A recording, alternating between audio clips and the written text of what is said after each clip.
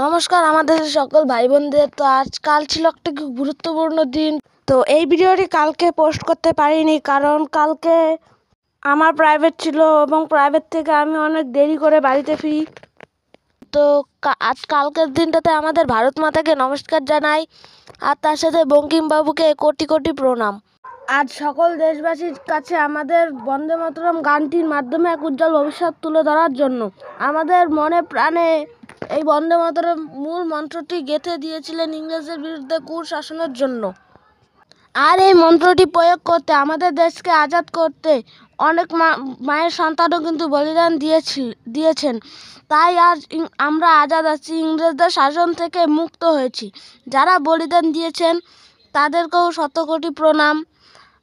আজকের দিনটিতে যে সমস্ত বীর যোদ্ধাদের আমার আন্তরিক শুভেচ্ছা রইল আমাদের এক নতুন ভবিষ্যৎ দেওয়ার জন্য। আজকে আমাদের সংকল্প করা উচিত যে ইংরেজরা যত কানুন নামিয়েছিল তাদেরকে ত্যাগ করা।